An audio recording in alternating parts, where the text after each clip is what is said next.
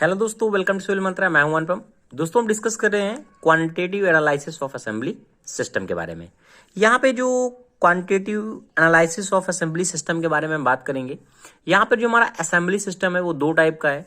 एक के लिए होता है सिंगल स्टेशन असेंबली सिस्टम, यानी जहाँ पे हमारा जो सिस्टम है पूरा वो सिंगल स्टेशन है। और सेकेंड हमारा होता है मल्टी स्टेशन असेंबली सिस्टम, यानी हमारी कोई लाइन है उसमें मल्टी स्टेशन बने हुए हैं। यहाँ पे जो हमारा प्रोसेस हो रहा है वो सिंगल एक ही स्टेशन पे होता है। तो जो उसकी क्वांटिटेटिव एनालिसिस है, यानी उसका साइकिल टाइम क्या होगा, उसमें जो ब्रेकिंग टाइम होगा, टूल का चेंज ओवर टाइम क्या होगा, वो सारी चीजें हम क्या करेंगे, कैलकुलेट करेंगे।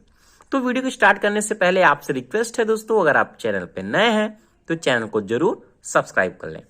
तो फर्स्टली हम बात करेंगे सिंगल स्टेशन असेंबली मशीन के बारे में। यहां पे जो सिंगल स्टेशन असेंबली मशीन है, यानी कहने का मतलब सिंगल स्टेशन, एक ही स्टेशन है, वहीं पे सारे प्रोसेस हो रहे हैं। यानी अगर मैं बात करूं, एक कोई हमारा वेल्डिंग का प्रोसेस हो रहा है, ये एक ही स्टेशन पे, यहाँ पे फ्लक्स का प्रोसेस है, ये वेल्डिंग का टाइम है, ये सारा चीज मतलब एक ही स्टेशन पे हो रहा है। यानी मैं दूसरे स्टेशन पे नहीं जाना पड़ रहा। कहने का मतलब इसे रफ करना है, साफ करना है पहले, तो ये सारा प्रोसेस एक ही जगह पे हो रहा है। हमने इसको पहले क्लीन किया, फिर इसको मशीनिंग किया, मशीनिंग के बाद हमने क्या किया, इसको ड्रिलिंग किया, जो भी प्रोसेस है, फिर इसको वेल्डिंग किया, जो भी मतलब इसमें रिक्वायरमेंट प्रोसेस थे हमने क्या किया, एक ही स्टेशन पे किया हुआ है। तो इस तरीके का हमारा जो प्रोसेस होता है वो सिंगल स्टेशन असेंबली मशीन के अंतर्गत आता है। तो जैसा कि मैंने पहला पॉइंट लिखा हुआ है, the assembly operation are performed at a single location. एक ही लोकेशन पे हमारा जो ऑपरेशन परफॉर्म हो रहा है, जिसे हम कहते हैं एक्सटर्नली बेस पार्ट सिस्टम में हमारा है, ठीक है। तो उसे हम कैलकुलेट कैसे करेंगे, तो आपको समझ में आ गया वो सिंगल स्टेशन असेंबली मशीन क्या होती है। जैसे कि हमारा एक ये है, ये हमारी क्या स्टार्टिंग का हमारा बेस पॉइंट है, बेस पार्ट है। यहाँ यहीं पे हमारे क्या है, सारे प्रोसेस हो रहे हैं। यानी लिखा हुआ है component added at one station. Component added at one station का मतलब क्या है, ये सारे जो प्रोसेस है वो एक ही स्टेशन पे हो रहे हैं, या फिर कोई भी हमें बेस मेटल ऐड करना है तो यहीं पे मतलब एक ही स्टेशन पे सारे ऑपरेशन हो रहा है। फिर फाइनली हमें कंप्लीटेड असेंबली हमारी मिल जाती है। तो इसे किस तरीके से कैलकुलेट करेंगे, क्या कह रहा है नेक्स्ट हमारा point, several component feeding into the station to be assemble at a base part. यानी हमारा बेस पार्ट है, जो भी हमारे कंपोनेंट फीड होने हैं वो एक ही स्टेशन पे फीड हो रहे हैं, ठीक है। तो जो ये कंपोनेंट हमारे फीड हो रहे हैं या फिर हमारे नंबर ऑफ द ऑपरेशन है, उसे हम डिनोट करते हैं एनी से। क्या कर रहा है कि number of the distinct assemble element that are perform on the machine. एक ही मशीन पे जो हमारे परफॉर्मेशन हो रहे हैं वो हमारा एनई है, वो हमारा 1 2 3 कितना हो रहा है, बट एक ही बेस पार्ट पे हो रहा है, यानी एक ही मशीन पे हो रहा है, ठीक है। वो एनई हो गया। अब जो भी हमने प्रोसेस हम कर रहे हैं, इस एलिमेंट हमारा जो इस पे लग रहा है, असेंबल हो रहा है, वो उसका टाइम क्या होगा, उसे हमने TEG से डिनोट किया हुआ है। कह रहा है कि each element has an element time, यानी कुछ टाइम भी लगेगा दोस्तों, फीडिंग होगी तो टाइम लगेगा। कोई एक ऑपरेशन हो रहा है, सपोज दैट वेल्डिंग का है, क्लीनिंग का है, एक वेल्डिंग में हमें 2 मिनट लग गया, दूसरी वेल्डिंग फ्यूजन वेल्डिंग की, या फिर हमें और कोई भी वेल्डिंग जरूरत पड़ा उसमें 1 मिनट लगा। यानी सारा प्रोसेस एक ही प्रोसेस पे हो रहा, सबका टाइम क्या है हमने अलग अलग है, बट स्टेशन हमारा एक ही है, ठीक है। तो वही हमारा जो J डिनोट कर रहा है वो 1 2 3 है, यानी बता रहा है कि पहला पॉइंट में हमारा समय में कितना लग रहा है, इस पे कितना समय लग रहा है एक ही पॉइंट पे, ठीक है। अगर हम इसके आइडियल साइकिल टाइम को कैलकुलेट करें कि पूरा साइकिल टाइम पूरा कितना लगा है, तो पूरा साइकिल टाइम हमारा क्या होगा, TH हमारा क्या है, होल्डिंग टाइम। होल्डिंग टाइम का मतलब क्या है, अब हम कोई भी प्रोसेस करेंगे तो उसमें लोडिंग होगी, अनलोडिंग होगा प्रोसेस का या फिर टूल का, तो वो हमारा टाइम क्या होता है, TH होता है। तो अगर हम टोटल टाइम निकालना है तो TH प्लस ये समेशन हमारा है TNEZ इक्वल टू 1 TEJ, जहां पे इंडिकेट कर रहा है कि J हमारा क्या, 1 2 3 J इक्वल टू हो सकता है, ठीक है। तो ये हमारा हो गया TH हैंडलिंग टोटल टाइम। तो हमने वो साइकिल टाइम देखा। इसके बाद अगर हमें एक्चुअल टाइम चाहिए तो एक्चुअल टाइम को मैंने TP से नोट किया हुआ है।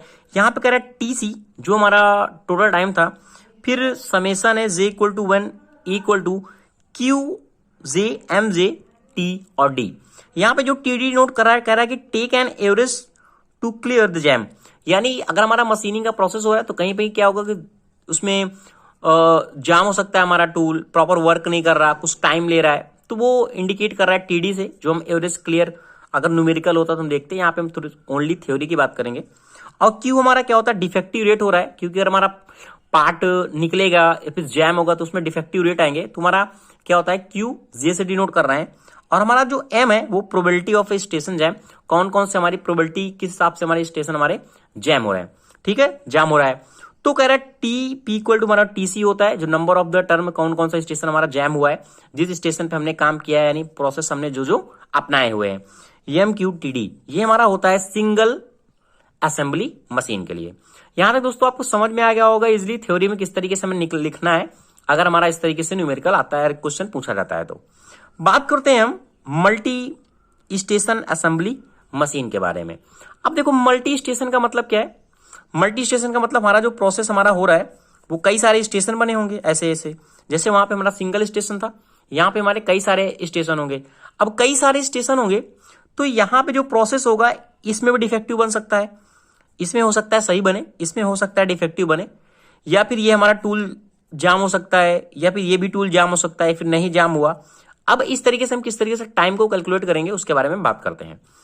तो पहला हमारा क्यू हमारा यहाँ पे क्या डिनोट कर रहा है, कह रहा है कि probability that component to be the add during the current cycle is defective, यानी कह रहा है कि क्या प्रोबेबिलिटी है जो हमारा कंपोनेंट हम ऐड कर रहे हैं during the current cycle is defective, defective हो या ना हो, ठीक है। और यम हमारा डिनोट करता है कि probability that defect result in A jam eight the station and consequently stoppage of the line. और हमारा जो क्यू और यम है पूरा may be different for the different station, वही मैं कह रहा हूं एक स्टेशन के लिए ये वैल्यू जो हमारी क्यू है और हमारा जो एम बता रहा है वो अलग अलग हो सकता है। जहां पे क्यू क्या, probability that the component to be added during the current cycle is defective, और एम में क्या है, probability that a defect result in jam. Okay, next बात करते हैं हम इसकी कंडीशन के बारे में कि क्या क्या कंडीशन बन सकती है। तो पॉइंट हमारा लिखा है at a particular work station, एक ही पार्टिकुलर वर्क स्टेशन पे से स्टेशन हम कह सकते हैं हमारा आई क्या है, जो 1 2 3 करके स्टेशन है हमारा है। There are the 3 possible event, हमारे 3 पॉसिबल इवेंट हो सकते हैं that might occur when the feed mechanism attempt to feed the next component and the assembly device attempt to the join it to be the exacting assembly at the station. यानी हमारा जो feeding mechanism है जो हम काम कर रहे हैं उस पे, उसमें 3 तरीके की पॉसिबिलिटी आ सकती है। पहला हमारा जो पॉसिबिलिटी बन सकती है कि component is defective and case a station jam, यानी जो हमारा कंपोनेंट है वो डिफेक्टिव हो सकता है और स्टेशन हमारा क्या होगा, जाम हो गया, यानी कुछ टाइम तक रुक गया, साइकिल टाइम जो प्रोसेस कंटिन्यू करना चाहिए वो जाम हो रहा है। तो हमारा जो हम जो लेंगे उसे इनटू में लेंगे, यम आई हमारा जो डिनोट कर रहा है क्यू आई का क्या होगा, मल्टीपल होगा। सेकेंड हमारी कंडीशन होती है द कंपोनेंट इज डिफेक्टिव, यानी कंपोनेंट हमारा डिफेक्टिव है but does not case a station jam, यानी हमारा स्टेशन है वो जाम नहीं हुआ है, कंटिन्यू रनिंग पे है। तो वहां पे हम लेंगे 1 माइनस एम आई और क्यू आई। अब अगर नेक्स्ट हमारी कंडीशन क्या है, कंपोनेंट इज नॉट डिफेक्टिव, यानी कंपोनेंट वहां पे क्या डिफेक्टिव नहीं है, तो 1 माइनस क्यू आई लेते हैं, ठीक है। अगर हम इसकी पॉसिबिलिटी को देखें तो क्या बनता है इसमें कि पॉसिबिलिटी ऑफ 3 पॉसिबल इवेंट, जो हमारी इवेंट है यही हमारे इवेंट बन सकते हैं कि हमारा टूल हो सकता है जो जाम हो गया हो बट जो कंपोनेंट है वो डिफेक्टिव बन रहा है या नहीं बन रहा है। तो ये हमारी कंडीशन है। तो कह रहा है कि must be sum unity for any work station, यानी कि तीनों का हम सम कर दें वो इक्वल 1 के बराबर होना चाहिए। ये हमारी जो इक्वेशन बनी हुई है ये कर रहा है। इसके बाद अगर हम स्पेशल केस की माने तो एम जो हमारा आई है वो एम के बराबर है और जो क्यू आई हमने लिया वो क्यू के बराबर हो जा रहा है। तो ये हमारी इक्वेशन बनेगी इस तरीके से। नेक्स्ट कह रहा है अगर जो नंबर ऑफ अगर हमारे वर्क स्टेशन डिस्ट्रीब्यूटिव है करके डिटरमाइन द कंप्लीट डिस्ट्रीब्यूशन, उसका पूरा कंप्लीट डिस्ट्रीब्यूशन कितना होगा for possible outcome that can occur on any station, number of the station बने हुए हैं असेंबली मशीन पे। द टर्म इक्वेशन 1 ये हमारी इक्वेशन है, इसको हम क्या करेंगे मल्टीपल करेंगे together of all N station से। जो भी स्टेशन होंगे यहाँ पे हम जे की वैल्यू 1 रखेंगे, 2 रखेंगे, 3 रखेंगे, जो भी हमारे स्टेशन गिवन है वहां पे हम क्या करेंगे सबका मल्टीपल करेंगे, ठीक है। तो ये हमारी इक्वेशन निकल के आती है।